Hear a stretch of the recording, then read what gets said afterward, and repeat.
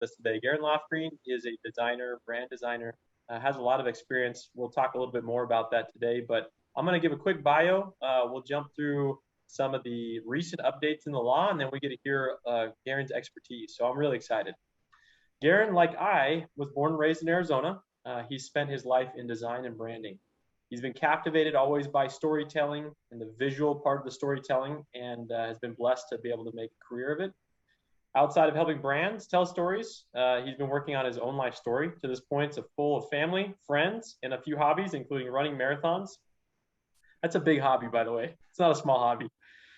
Building furniture, barbecuing, and performing stand-up comedy, which you guys will be able to see a little bit of today, which I'm excited about. It's been a while since he's been on stage, but that's why we're bringing him on today. Get him a chance to do some stand-up. So, no, I'm excited to have Garren on. So today we're talking about how to create a company brand that people will love. There's many points to it, but we're going to try to simplify it for today's purposes.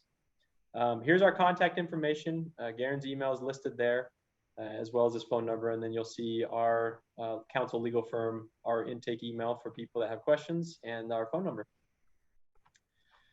Little legal disclaimer, I'm going to leave this to let you read it. No attorney-client relationship formed today by anything that we discuss. Otherwise, if you have questions, contact us. All right, so I get to jump in and do a little legal update. Usually I only have a couple stories, but my goodness, there's been a lot going on in the last few really months, we'll call it, but weeks. One was the Washington Commanders, which many people still know as the Washington Redskins, that changed their name to the Washington Commanders, which could be a whole story for Garren in and of itself, I'm sure.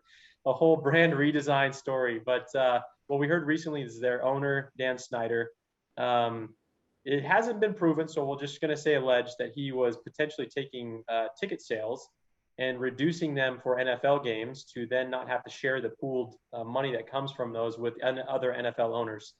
And he was diverting those funds over to other events, which were non-NFL related, so that he would actually claim the benefit of it. So there's been this whole investigation going on. This is something that we deal with regularly, which is, I call the NFL as a franchise, but if you talk about, this is more or less a partnership dispute, right? One partner does things financially that causes harm to the other. The whole thing that happens from there is a fight over, yes, I did, or no, I didn't. And we look through all the financial records, and we go through all the agreements that are in place and everything else. And that's what's going to take place now. So I'm interested to see how this plays out.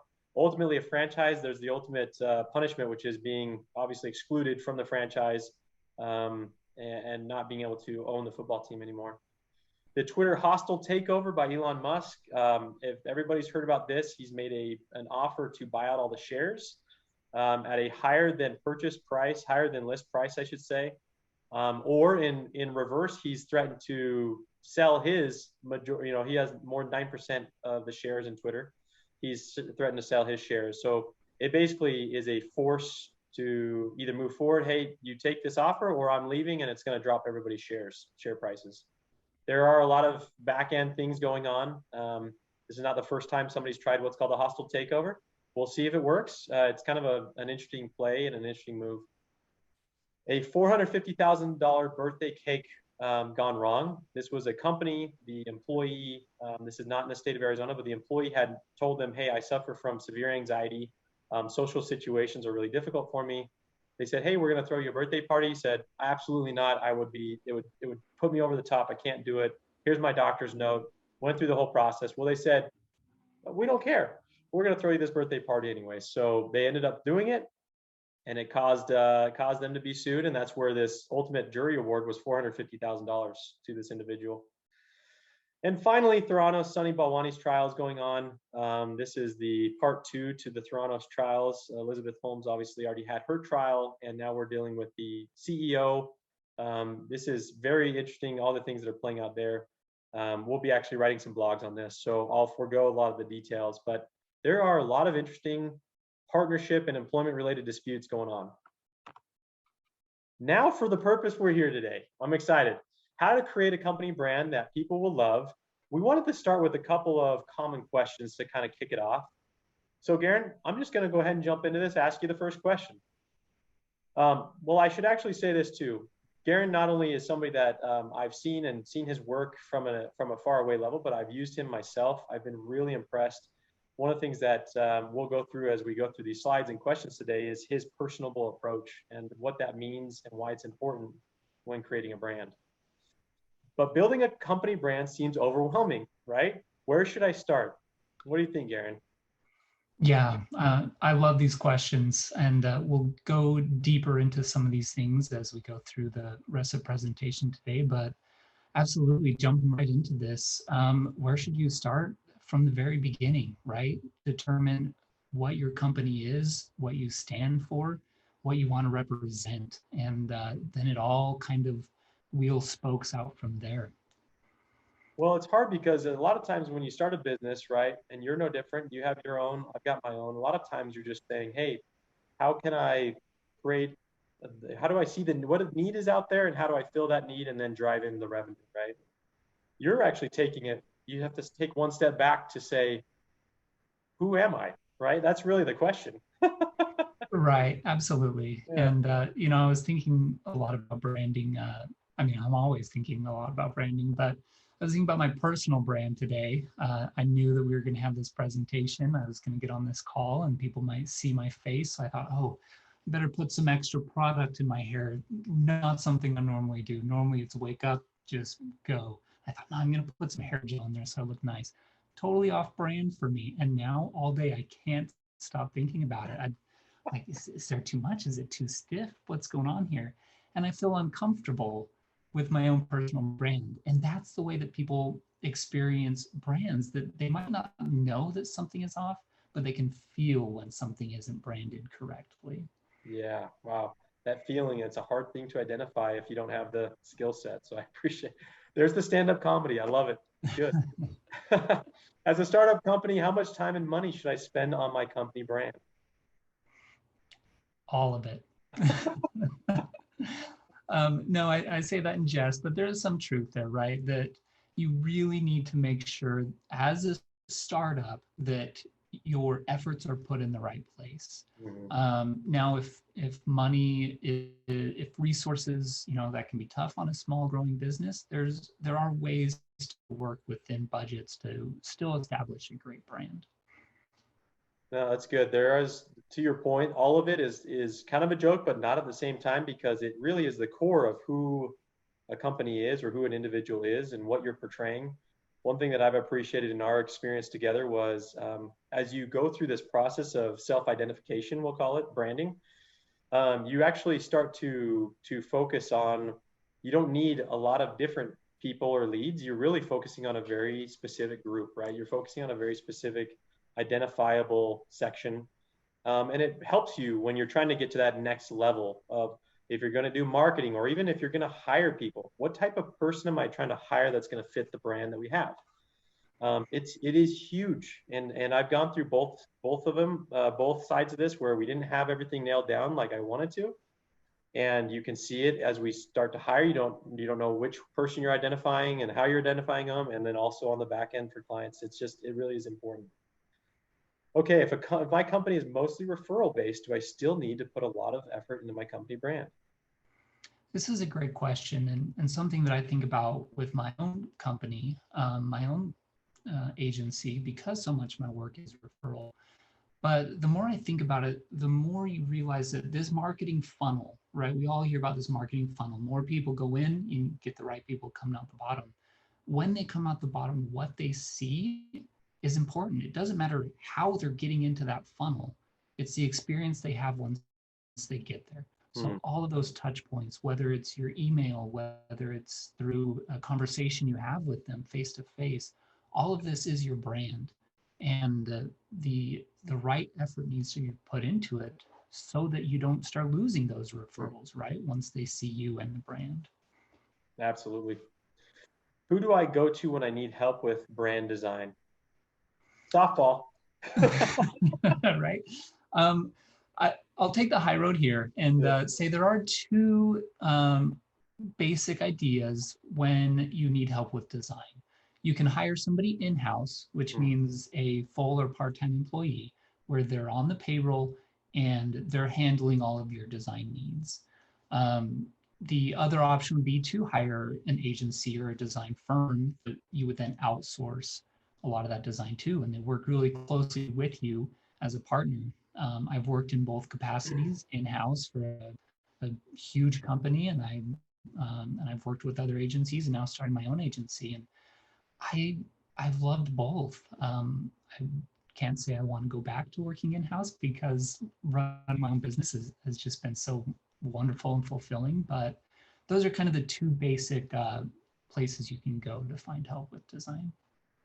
Yeah, and something to that point though is I've had the experience of trying to look for somebody and look for the right fit. And one of the same thing that we offer, the simplified experience with the clients from a legal perspective. I almost view us as fractional in-house counsel, meaning like we're here to help companies, and it's more of a relationship. It's not, hey, here's a one-off project. I don't really know that much about you, but we'll do this one thing and then you'll be done. That's not how we operate. That's not our brand. And similar to you, I've felt that same thing, which is you almost fill that void for a lot of people that we're going to be talking to, sharing this with today. You're small business owners. They can't afford a lot of times to bring somebody full time in house, but they do want the personal touch that you don't get with a lot of larger agencies, with even mid-sized agencies. And that's one thing that I really valued in yours is you almost bridge that gap, almost a third option, which is, hey, I'm here to almost be a fractional, and you can set up a monthly budget with Garren or others like him to say, hey, this is how much we have, and you can actually work through that process so that you're integrated. You're not just an outside resource. So I've appreciated that. So I'll pitch you there a little bit too. Oh, I appreciate it. Maybe the simplest answer would be GarrenLofgreenDesign.com. There you go. If I hire a marketing person or even an outside marketing group, doesn't that automatically include them working on my design? This is a great question as well. And I was telling Tim earlier, I spend way too much time watching cooking shows. And this will come up again later in the presentation. But there was a contest where they brought in a bunch of different people. They had the sous chefs and executive chefs and pastry chefs, and they had two of these people competing against each other. And to me, I'm thinking a pastry chef and a sous chef, like why do you need two? Can't your sous chef learn how to bake a pie, or can't your pastry chef learn how to make a beef Wellington? Like, why is there a niche between the two? But the truth is, right, that you can specialize, that you learn how to make the best croissants, you learn how to make the best pie. And then as you start to work together with these different people and their specialties, you create an unforgettable meal. So just like you have your person that specializes in marketing, or even specialties within marketing, whether it's SEO or social media campaigns, that's different than the person that's going to help you with your brand, that's going to help you with your designs, that's going to do brochure layouts or website layouts and things like that. And then they'll all work together as part of the whole. Awesome. No, that's been my experience as well. There's some people that have some cross functionality, but to your point, it's very difficult to find people that are willing to or have the experience and knowledge to actually do the things on both sides of the aisle. So, all right, we're going to jump right into this now. Then we've got the 5 points that you've prepared. We went through these together already, and I'm excited to share this with everybody. But because it's so informational, there's a lot. I almost want to just click to the next slides because the feelings that you start to feel when you see these things are just they like you say, a brand is something that emits an emotion. It doesn't always have to make sense why you're thinking it that way. So first, everything you do is your brand. Talk me through that. Yeah, absolutely. So, and we've touched on this a little bit where your company, your logo, everything you do is more than just the one conversation that you're having. Every touch point, and when I say touch point, I mean every interaction that your company has with a client, potential client, past client, everybody is part of the brand. It's not just your logo. It's not just the where it goes on the shirt or how it fits on a business card. It's how you answer the phones. It's how customer service greets people. It's the conversations you're having, the building you're in, your website. Every piece of this comes together to create your brand. Yeah. And the more you realize that, the more you start to put all these pieces together, the more success you're going to have. No, that makes sense. The thing that I heard a lot of people just say was, wow, that's overwhelming. Right. And it can be, but you start going back to the beginning. What do we want to represent? What do we really stand for? And I know, Tim, you and I have had this conversation a lot with counsel. Yeah. And what do you want to represent? Is this the overwhelming legal firm? Is this a stack of paperwork this high? No, this is legal firm. It's simplified, right? We're going to Yeah. make this approachable. The conversations are going to be approachable. This is not going to be an overwhelming experience. So, I mean, that's the basis for your brand. Now, all the pieces that come from that are going to be a reflection of it. That's awesome. Okay, so here's some iconic brands. Walk us through why you had these on this slide.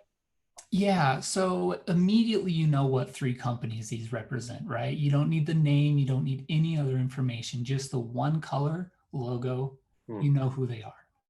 But you also know the experience you're going to have with this company. It's more than just recognizing the name behind it, Yeah. but you have a reaction to it. And this is because the brand has been so well established and it's been so consistent for so long that you know the experience you're going to have. So jumping into a couple of little stories about these particular brands, and we could do this for 100 different companies, right? And what it represents and what you feel. But I love that these three specifically, the core foundation is unchanged. So at Disneyland, the park, you know the experience when you're going to have. It's going to be clean, it's going to be beautiful, it's going to be fun. And I heard the story that all of their grounds crew, all of the maintenance, are dressed in plain clothes. And the purpose of that is so that you don't even realize how the park is kept so clean. It's just magically tidy. It's magically picked up. It's magically taken care of. And that's all part of this experience that they want to convey. That is awesome. Because you're right. You go around, and I've been there where I think, oh, that's a nice person just cleaning up there, picking up trash. It makes me want to do it. It's great. Right, exactly. Yeah. And what, like, somebody had to have that idea that, okay, this place needs to be magical. And if we have a bunch of people in jumpsuits with brush pans, it's gonna take you out of this experience. Yeah, good point. Good point. Yeah. The Apple, obviously, that's iconic in its own way. You told a little story about Steve Jobs, how the first computers were prepared there, and the meticulous nature that he had with it has to fit, not just because people can see it, but because that's our brand. It is who we are. It has to be right. Right, exactly. And going back to the beginning when Steve Jobs and Steve Wozniacki were working on that first computer, Steve Jobs opened it up and nothing was lined up right where it was supposed to be. And Wozniacki's response is, "Who cares? It works right." And that wasn't enough for Steve Jobs and for Apple, right? Every detail had to be considered. No, that's awesome. Yeah. The Nike story is also good, but I'll leave them lingering on that, and they can reach out and ask you. But that's the Michael Jordan Nike story, which is really, really cool. So Garrett, what I like too is you have this background history on these brands, because that is the interesting part. A lot of us in this preparation of and creation of a brand, it's a story, right? It requires the storytelling to start to take place, and it requires, in each of these instances that you talked about, there's some level of sacrifice on the back end to commit to this brand. And that's what I know a lot of business owners struggle with is, hey, if I give up, if I have to identify as this, then I can't identify to everybody as something. And as we found in these major brands, that's okay. People will come to you because of your identifying factors, not because they think you do everything. Mm-hmm. So I love that. Okay. Consistency is key. Walk us through this. What do you mean? So after you've established what you stand for and the brand that you're going to build, then it's making sure that there's consistency. A brand that's constantly changing, a brand that's constantly trying to figure out what it is, what it stands for, is not going to have any credibility. And if you try to appeal to everyone, you appeal to no one, going back to your point about figuring out who your target market is. So once you've figured that out, you've got to stay consistent across all these touch points.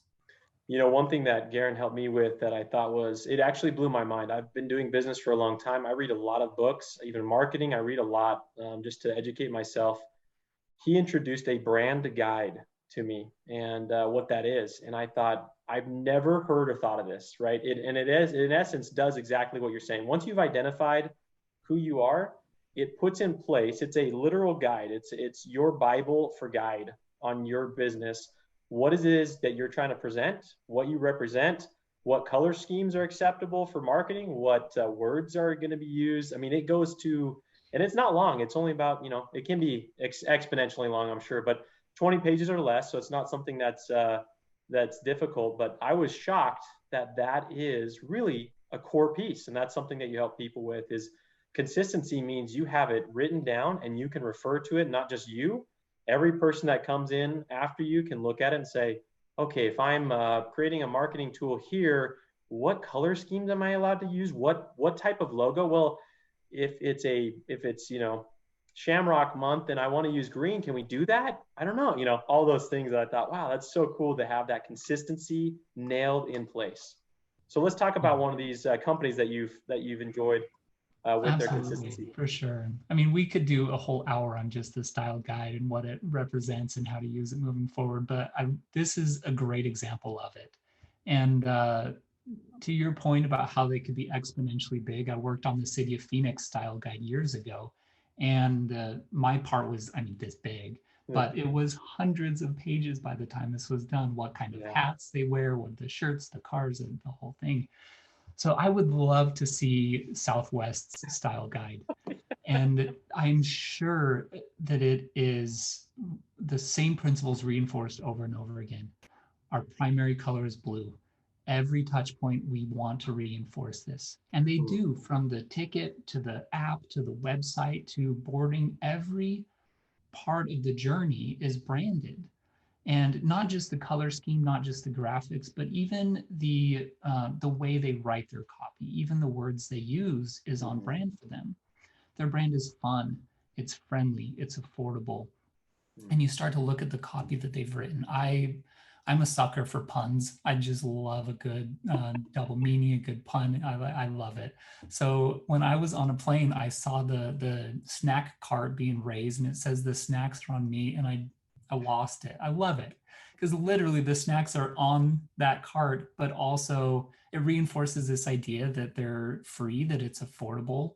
They're not charging you for a carry-on. They're not charging you extra to pick which seat you're going to sit on. They're not extra. It reinforces their brand that you're going to have a good experience and it's going to be affordable. I love that. It's clever, like you say, and the comedic way that they present it makes you feel just kind of lighthearted about it. It's great. I don't feel this heavy pressure. Right. All right. Be true to yourself. After we've talked about consistency, what does that mean? Be true to yourself. Yeah. So the Southwest, where everything is blue, is kind of at the opposite end of my next example. And if you want to go ahead and click to the next one, we'll talk through this chef. I was, again, watching a cooking show. It was called Chef's Table France. There's kind of different versions of Chef's Table. So famous chef, came from a famous family. His family had restaurants forever, and they were famous for this salmon dish that they would do. And the salmon dish was exactly the same every time. Every chef was taught and trained to prepare this salmon the exact same way. It was Michelin starred. It was the best salmon dish you can get. He took over the restaurant and someone said, "Hey, we're excited that you're going to keep doing the salmon." And he goes, Am I going to keep doing the salmon? And it was like, really nervous about this. But he had to be true to himself. And that became his brand, was that he was true to himself. So he doesn't have a menu that you can look up ahead of time and decide what you're going to eat. His brand is that he has produce, he has everything fresh brought to him in the morning, and that day he decides what is going to be on the menu. Wow. So while at the same time he's not blue, everything has to look exactly the same, be the same day to day. His brand is fresh. His brand is new. His brand is exciting. That is his brand. And everything that he does plays off of that now. So you go there one day and you might have this beautiful radish and who knows what dish, and the next day it's not on the menu anymore because the next fresh thing is going to be there.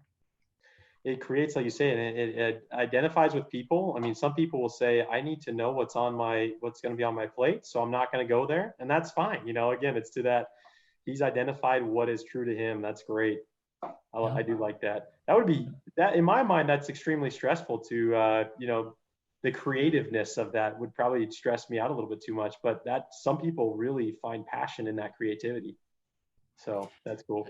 Same. Watching it, I'm a planner, I'm an analytics guy, and I for sure would be stressed out because it's not only changing the dish, but now you have to figure out how much to charge for it. You got to figure out Yeah. how many you can make. Do I have enough beets if everybody orders the beets? Oh yeah, I would be stressed out. Yeah, that's a good point. Yeah. Okay, number 4, tell a story. Right. So it's not just enough to have a good looking brand. It's not just enough to be consistent. While that is a pillar of good branding, it's not enough just to look good. Yeah. And the best way to connect your brand with the audience is to tell a story. If you go to the next slide, we'll look at a couple of examples. Hmm. And they both kind of fall in the same industry, but two brands that spoke to me from a brand tell a story aspect. The one on the left, Frank Body, is a brand that I randomly found, and I would never use it. I'm not a client of theirs, but anytime somebody said we start talking about branding and telling a story, this is the brand that I link to. Huh. It is offensive. It is focused. It is edgy, but they are so like consistent in this that I just absolutely love it. So it's body washes, it's skincare, it's all sorts of things, and it's all very like progressive and you do you, and just the copy is great. So the story they're telling is just fantastic. And then maybe the one that we're more familiar with is the Old Spice story, where before they started this reimagining of what they were almost bankrupt. I mean, they were losing shares like crazy, but they realized they did have a story to tell. And they started telling this story about how to be a man, what it means to be a man, and smell like a man and smell confident. So maybe some similarities between the two, but totally different takes on it. And just the stories they tell are really compelling. That is interesting. So, like you say, so you've already identified who you are. You've built the consistency. Now you're at that stage where you can actually tell a story, right? You're able to share what it is that you're trying to convey and use it in your presence, in your outside marketing presence. Essentially, what we're talking about here is that final display of who we are and what that really looks like. Yeah, cool. Absolutely, for That's sure. Cool. I like that. Okay, put your customer first. What does that mean for branding? Yeah, so this is the last point that I like to touch on with clients and make sure that I'm doing it myself, is always making sure that the customer's journey is the focus of the brand, is the focus of the company. It's not about me and what I can do. It's not even about what I can do for you. It's about you and what you need and how can I help you get that. The great analogy, the great example is kind of the hero's journey, which this story's been around forever. You've got your main character that has an end goal, and to get there, he needs a wise sage. He needs his guide through there. When Luke Skywalker had to destroy the Death Star, he didn't just practice really hard. He needed help. He needed a Yoda. And Yoda was never going to be the one flying the X-Wing, right? And now we're getting pretty niche and we're losing everybody again. But Yoda is not the one that is going to defeat Darth Vader. He's not the one that's going to blow up the Death Star. It had to be Luke, but it was Yoda's job to give him everything that he needed to be able to do that. So in this case, the brand is Yoda, the company is Yoda, and your client, your customer is Luke Skywalker. It's a hero. Figure out what they need to do, figure out what their objective is, and then help them get there. No, that's a great point. So again, I think a lot of times when businesses I represent, even myself, a lot of times we think, oh, how am I going to be the one that shows the client how great we are? and it's a natural feeling because a lot of branding looks like that, right? It presents that way. And what I've found in our journey together and also outside of that is truly the journey is the clients, and that's what all the branding and marketing should be, like you say, focused around. One example I was thinking of as we talked earlier, Chick-fil-A is an example that many people can resonate with. They don't say, hey, we make the best chicken sandwiches or focus on a lot of themselves. They talk about what it is to you, the healthiness of the ingredients. They talk about, everybody knows their phrase whenever you order something or ask for something there, it's my pleasure, right? Um, they're willing to serve. It's not about what it's getting them, it's about what it's giving. I brought that up because it's lunchtime, I think. It's probably why I thought of that one. Right. Well, I will share one more story about the journey you go on and about branding as a whole, if that's okay. Just take Please, go ahead. 45 seconds. So at the last company that I worked for, I was the art director there, major company who just exploded and their branding couldn't keep up. So I was tasked with bringing that brand up to the level where it should be. We went through a complete rebrand. We redid all of the packaging for all their different SKUs, everything they sold at the website, you name it, every piece was rebranded. And they asked me to give a presentation to all of the executives at this company about the new brand, what it means to establish a brand, what it means to be consistent, the whole thing. So I'm flying back late one night from a business trip. It's like 3 a.m, can't sleep. I've got my sketchbook out. I'm trying to think of a good analogy, a good example to how to represent what the brand means and how we're all part of it. And I've got 3D diagrams, I've got Venn diagrams, like just trying to figure out a way to visualize it. And at 3 a.m, completely exhausted, I thought, you know what the perfect analogy is? Lord of the Rings. This will connect with them. This is going to be perfect. And I stood up there and I said, we are all the ensemble of Lord of the Rings. Everybody trying to protect the ring. You've got the ring is the brand, and you've got your creative department, you've got your executive, everybody is there to protect the brand, keep the brand safe, just protect the brand. And as I'm explaining this, I realized, oh crap, they were trying to destroy the ring. And this thought is going through my head, like as I'm telling them this is the perfect analogy, I'm going, wait, they were trying to destroy the ring. Okay, so Dude, everything up until they destroy the ring, what we that's right. want to do. Just Don't protect destroy Bilbo's the brand. Bilbo's the brand. Bilbo's the brand. Protect the hobbits. Yeah, and I got like way too deep into this analogy before I could bail. And it's like, yep, so that's it, done. It's my analogy in front of all the executives, in front of all these guys in fancy suits that cost more than my car. Is like, yeah, not only am I talking about Lord of the Rings, I'm also wrong. Yep, I'm also wrong about this. So anyway, Well, protect the brand. that's awesome. Well, we appreciate you coming on, Garren. Appreciate the people that are going to be that are watching and that will watch this. Just to give you a little, again, update on what Garren does. He jumps in from really, there's multiple touch points he can help with, but for me specifically, he came and helped create a brand guide. I call it a brand guide. He calls it a style guide. It covers everything from what fonts you should use to what color schemes to the logo itself. You might have been drawn to your logo and then found that you're not sure why or what, and you're trying to use it in multiple forms and variations, and it doesn't quite fit. So he helps get that done. He helps walk you through what it is your client journey is going to look like. He helps identify kind of phrases, words, things like that may represent who you are versus other things, words that don't represent. So he helps kind of that full back end process, and then he even goes to the extent of he can help you with website design, with your letterheads, with if you have a selection on different swag items, t-shirts, pens, things like that, making sure that brand is uniform. He has those skills and abilities to help through all that. So just want to make sure people understood what it is that you could provide. And I'm sure I missed some of the things that you do. There's a multitude of them, but it's hard to know sometimes when you're a small business owner what it is that people do. And that's Garren is great for these things. So again, appreciate you coming on, Garren. His contact information is here. Look forward to working with you in the future. Absolutely. Thanks for having me on, and I really do appreciate it. It's been great. We could spend the rest of the day, and I'd be happy talking about branding. But